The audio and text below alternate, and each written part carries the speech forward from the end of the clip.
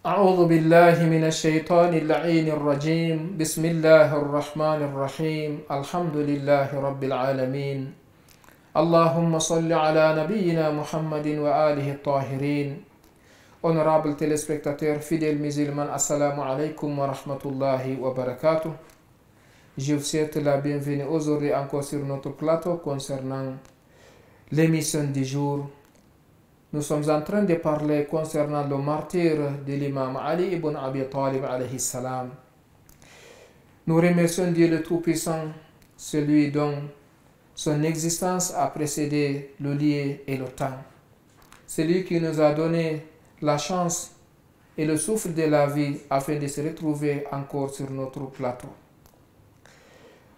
Aujourd'hui encore, nous allons parler concernant comment le messager de Dieu sallallahu alayhi wa sallam avait informé l'imam Ali alayhi salam son martyr. Comme vous le savez, un messager, Dieu le Tout-Puissant, lui informe de ce qui va venir. C'est-à-dire, il voit l'invisible. Dieu le Tout-Puissant lui montre les secrets de l'univers, les secrets de beaucoup de choses. Donc, parmi ces choses,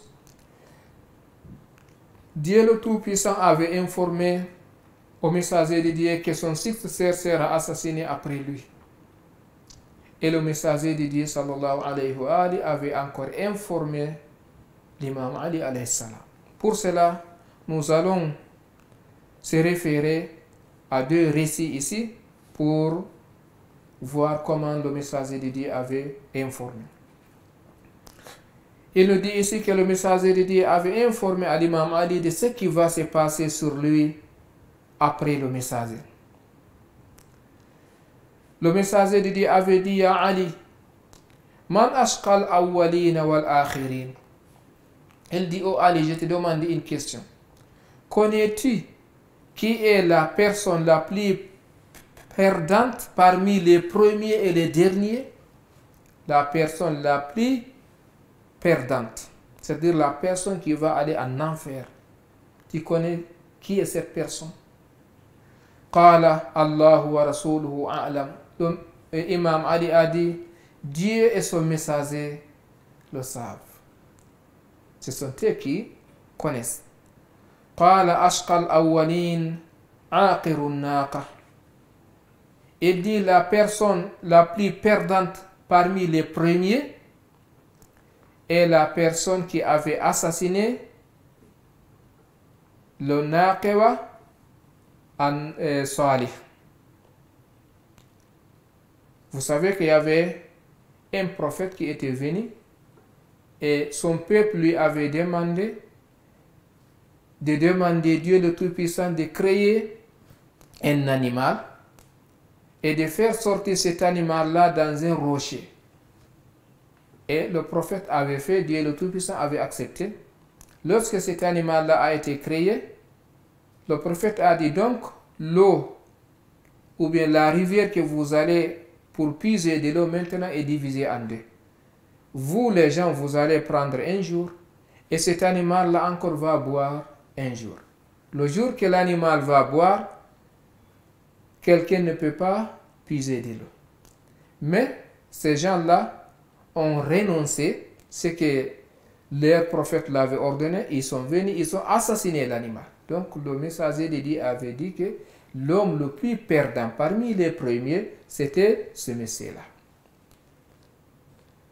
Et il dit: Wa ashqal akhirin allazi yat'unuka ya Ali. Il dit l'homme le plus perdant encore parmi les derniers sera la personne qui va t'assassiner, ô Ali. Wa ashara ila haythu yut'an. En ce moment, le messager de Dieu a fait signe là où l'imam Ali va subir l'épée. Ce récit-là est venu dans un ouvrage sunnite qu'on appelle At-Tabaqatul Kubra, l'Ibn Sa'd, volume 3, page 35. Un autre récit nous dit: An Amir al-Mu'minin alayhi salam fi khutbati Nabi sallallahu alayhi wa alihi fi fadli shahray Ramadan. L'imam Ali nous dit, lorsque le messager de Dieu parlait un sermon, lorsqu'il tenait un sermon pour le mois béni de Ramadan, vous savez que le messager de Dieu avait une habitude, lorsque le mois de Ramadan était en train de venir, il réunissait les compagnons et il tenait un discours pour l'arrivée du mois béni de Ramadan. Dans ce discours-là, l'imam Ali alayhi salam a dit, lorsque le messager de Dieu a parlé concernant le mois de béni, les actes à faire et ce qui ne doit pas être fait pendant le mois de Ramadan, فَقُمْتُ فَقُلْتُ يَا رَسُولَ اللَّهِ مَا أَفْضَلُ الْأَعْمَالِ فِي هَذَا الشَّهْرِ. Imam Ali a dit que je me suis levé et je me suis adressé au messager de Dieu en lui disant que, ô messager de Dieu, dites-moi quel est l'acte le plus bon à faire pendant le mois de Ramadan. L'imam Ali avait demandé au messager de Dieu cette question. Dites-nous le plus bon acte à faire pendant ce mois béni de Ramadan. فقال يا أبا الحسن أفضل الأعمال في هذا الشهر الورع عن محارم الله عز وجل. Il dit, ô fils de Hassan, ô papa de Hassan, c'est-à-dire Ya Abal Hassan, c'est l'un des surnoms de l'imam Ali.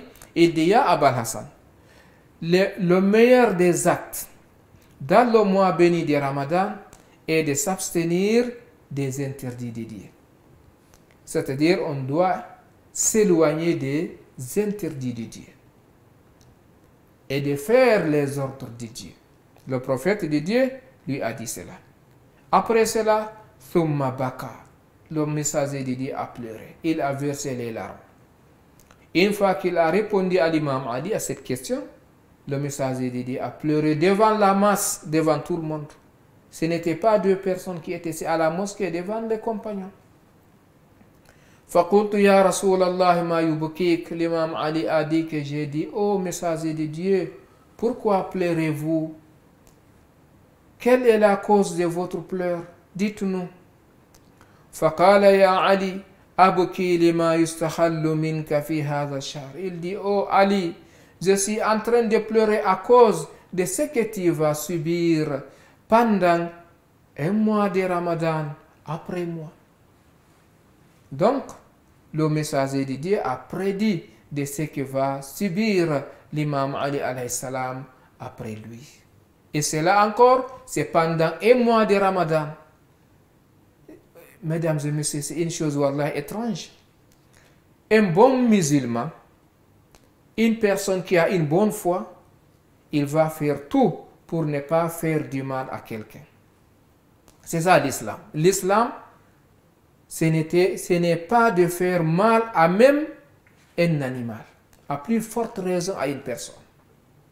C'est ça qui est l'islam. L'islam est venu pour une bonne vie pour toute la créature que Dieu le Tout-Puissant a créée. Même un arbre, il n'est pas permis de couper un arbre sans avoir besoin, sans avoir un objectif. Venir seulement couper, gaspiller, ce n'est pas permis à l'islam. Oui, si tu as besoin d'utiliser l'arbre là, oui, tu peux couper pour l'utiliser, pour un objectif bien déterminé, mais couper comme ça, non. C'est comme ça encore les animaux. C'est pas bon de tuer les animaux comme ça, sans preuve. Donc, là, maintenant, si c'est une personne, là, on n'en parle pas. Mais, avec tout cela, quand le mois béni Ramadan arrive, chaque musulman va dire, je vais me préoccuper d'adorer Dieu le Tout-Puissant. Je vais me s'abstenir de faire du mal à quelqu'un. Je vais me s'abstenir à faire des choses illicites. Mais regardez la famille du prophète. Même pendant le mois béni de Ramadan, les malfaiteurs ont fait du mal à la famille prophétique. Donc c'est pour vous dire que ce n'est pas toute personne qui dit que je suis musulman est musulman. Être musulman ne se limite pas à dire la ilaha illallah faqat. L'islam c'est un programme de vie. L'islam c'est un programme de vie. C'est une foi personnelle qui existe entre l'être et son créateur. Ça sort de ça un programme général pour la vie. Entre toi et Dieu, entre toi et tes proches, entre toi et les êtres humains d'une manière générale, entre toi et la créature de Dieu. Donc, c'est ça l'islam. Ce n'est pas dire la ilaha illallah seulement. Ça là, c'est la porte pour entrer. Une fois que tu entres, il faut suivre les lois divines. Donc, le messager de Dieu a dit que je suis en train de pleurer ce qui va t'arriver dans un mois parmi les mois de Ramadan qui vont venir après. Et après cela, le messager de Dieu a rentré en détail. Il est allé en détail. Il dit, Ka'anni bika wa anta tusalli li rabbik. Il dit, on dirait que je te vois aller là-haut, Ali, en train de faire la prière pour Dieu. Tu es en train de faire la prière. Tu pries pour Dieu. وَقَدْ انْبَعَثَ أَشْقَى الْأَوَّلِينَ وَالْآخِرِينَ شَقِيقَ عَاقِرُ نَاقَةٍ ثَمُودَ فَضَرَبَكَ ضَرْبَةً عَلَى قَرْنِكَ فَخَضَبَ مِنْهَا لِحِيَتُكَ. Il dit, c'est au moment que tu es en train de faire la prière pour Dieu, c'est en ce moment que l'homme le plus malhonnête, l'homme le plus perdant qui va se lever, et il est le frère de celui qui avait assassiné encore l'animal de Salih. C'est celui encore, il s'est levé pour venir te donner un coup d'épée sur sa tête. Et grâce à ce coup-là, le sang coule à partir de ta tête jusqu'à laver même ta barbe. Le messager dit encore à détailler, à expliquer. Cela va avoir lieu. Et cela va avoir où? Pendant un moment, pendant un mois, parmi le meilleur de tous les mois. Et dans un lieu qui n'est pas comme les autres lieux, parce que c'est à la mosquée. Et ce n'est pas encore dans toute la mosquée, c'est le lieu le plus bon. C'est-à-dire c'est un sanctuaire, un mihrab. C'est là-bas que cela va avoir lieu. Donc, c'est pour vous dire que les gens n'ont pas compris ce que c'est l'islam. Sinon, si tu te dis que tu es musulman, comment tu vas oser d'assassiner quelqu'un, et même à la mosquée? Et nous entendons aujourd'hui, il y a des gens qui vont dans les mosquées faire éclater des bombes et assassiner des centaines de musulmans en disant Allahu Akbar. Je vous dis, mesdames et messieurs, ça, ce n'est pas l'islam. Ce n'est pas l'islam, ça. L'islam est que c'est de respecter les lois divines, sans faire du mal à quelqu'un. Si tu veux convaincre quelqu'un, la porte est largement ouverte, mais ce n'est pas par une arme, par un sabre, mais par la parole, par la logique. C'est ça.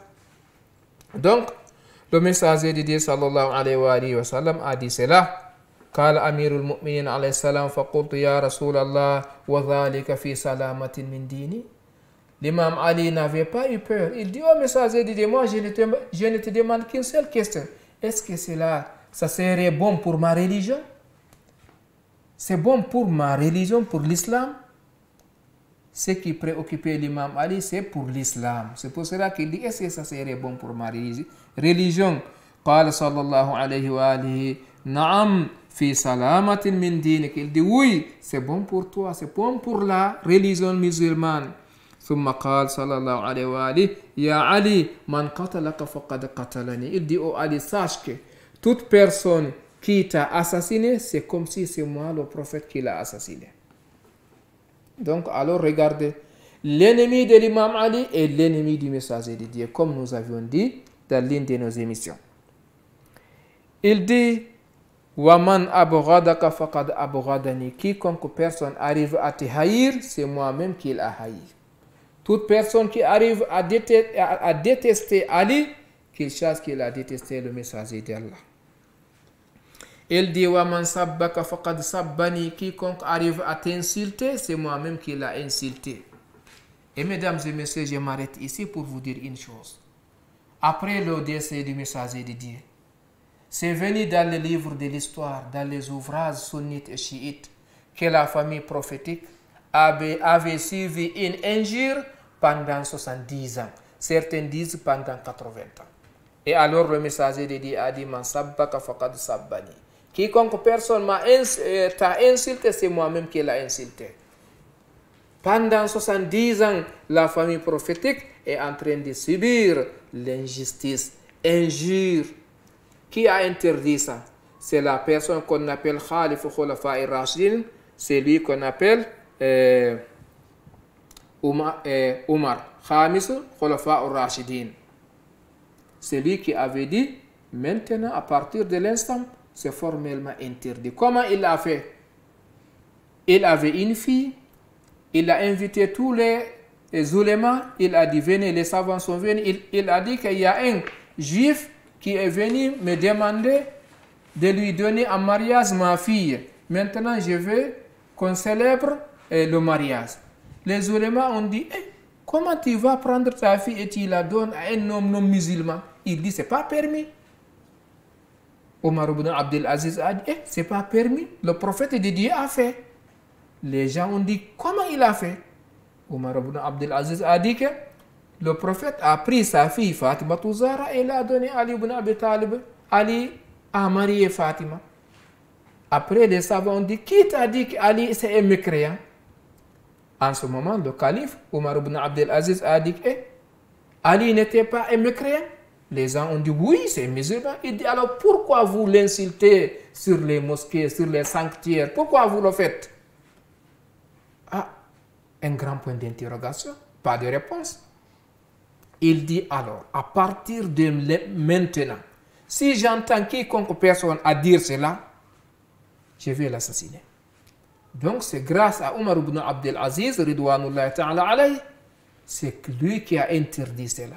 Sinon, la famille du prophète avait subi pendant 70 ans environ d'injures dans les mosquées, mesdames et messieurs. Alors le messager de Dieu avait dit, celui qui t'insulte Ali, sache qu'il m'a insulté. Li'annaka minni ka nafsi. Il dit parce que toi Ali, chez moi tu es comme mon âme. Le Coran a dit que anfusana wa anfusakum, Ali est mon âme et l'âme du messager de Dieu. Et nous avons dit encore l'une de nos émissions que la lumière auparavant, l'imam Ali et le messager de Dieu constituaient une seule lumière. Donc, voici, li'annaka minni ka nafsi. Toi, Ali, tu es chez moi comme mon âme. Il dit, ruhuka min ruhi, wa tinatuka min tinati. Il dit, ton âme est mon âme, est le mien. Ton corps est mon corps. Donc, mesdames et messieurs, jusqu'où le messager de Dieu va être clair plus que cela. Donc, c'est jusque-là. Il dit, Inna Allah tabaraka wa ta'ala khalaqani wa iyyaka wastafani wa iyyaka. Il dit, oh Ali, Dieu le Tout-Puissant m'a créé et il t'a créé d'une même chose, d'une même lumière, d'une même origine. Il dit, il m'a choisi et toi aussi. Donc, le prophète de Dieu et l'imam Ali, ce sont deux personnes qui ont été créées ensemble et ils ont été choisis encore. Wastafani wa iyyak. Il m'a choisi en tant qu'un prophète et il t'a choisi en tant qu'un successeur du prophète. Tous les prophètes avaient des successeurs.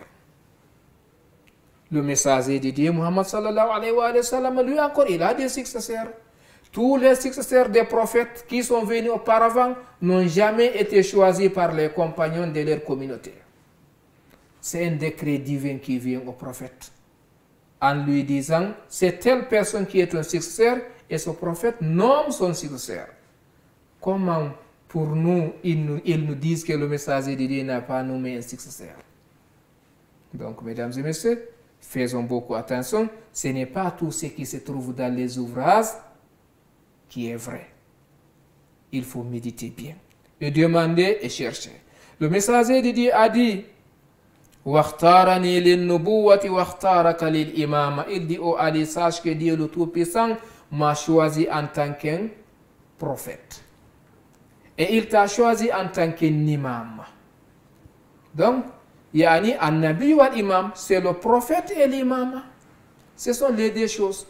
Après le prophète, il faut un imam ou bien des imams. Il dit faman ankara imamataka faqad ankara nubuwati. Il dit sachez que quiconque personne arrive à détester ton imama au Ali, sache que cette personne a détesté ma prophétie. Alors, mesdames et messieurs, il faut faire beaucoup attention. Voulez-vous être des bons musulmans? Il faut accepter l'imama de l'imam Ali. Ce n'est pas moi qui le dis, c'est le messager de Dieu. Il dit faman ankara imamataka faqad ankara nubuwati. Quiconque arrive à ne pas accepter l'imama de Ali, cette personne n'a pas accepté la prophétie du prophète Muhammad sallallahu alayhi wa alayhi. Il dit à Ali, anta wasiyi wa abu wuldi. Ô Ali, tu es mon legs et tu es le papa de mes enfants. Le prophète disait Al-Hassan wa Al-Hussein ibnaya. Hassan et Hussein sont mes deux fils.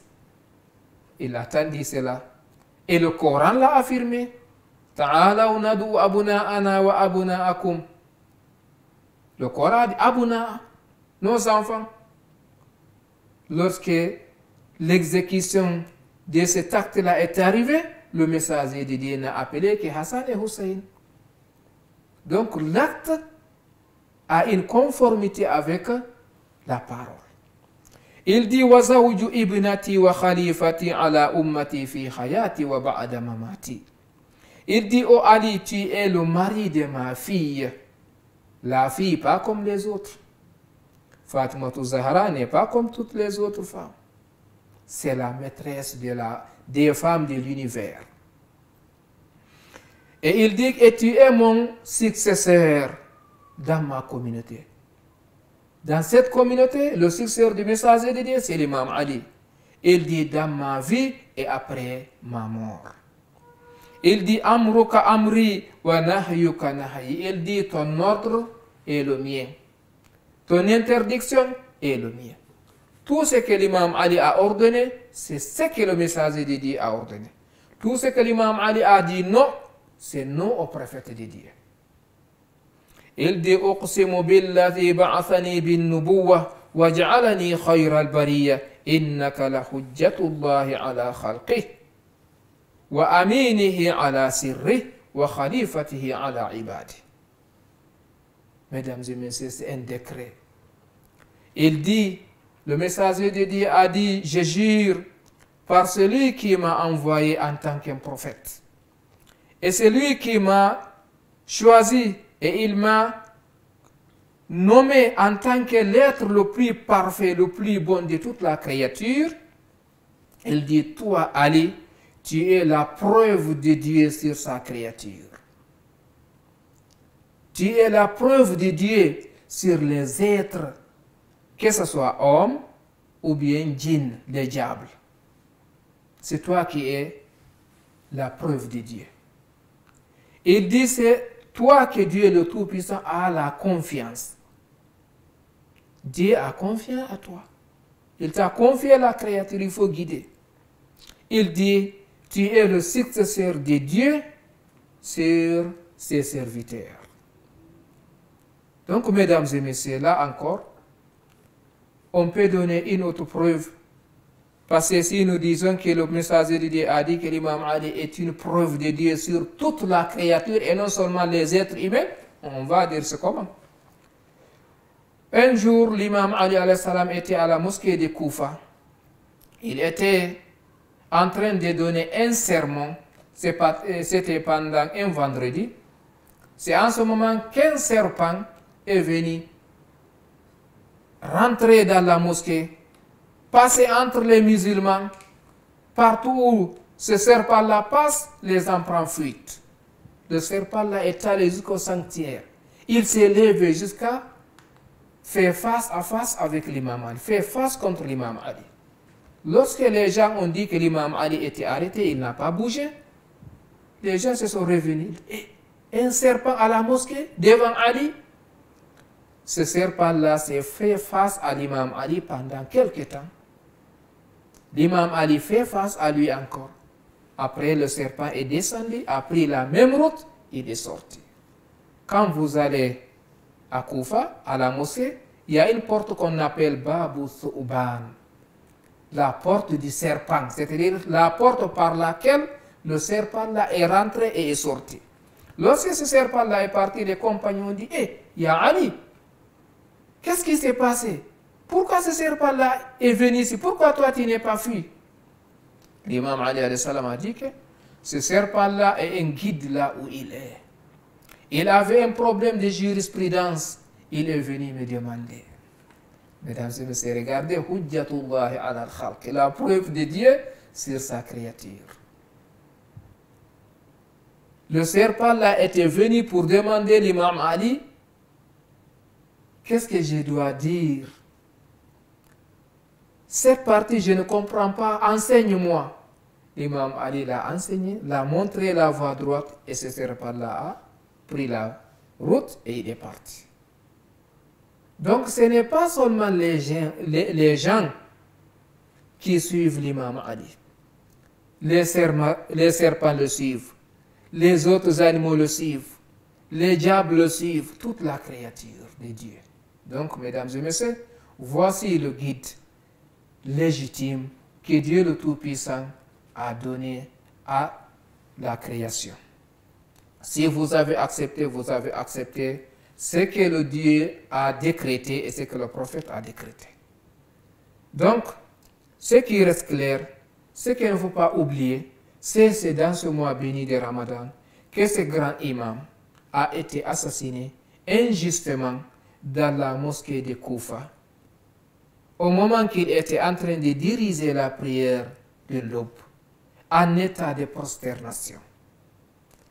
L'assassin qui était l'auteur de cet acte s'appelle Abdurrahman ibn Muljam alayhi la'anatullah.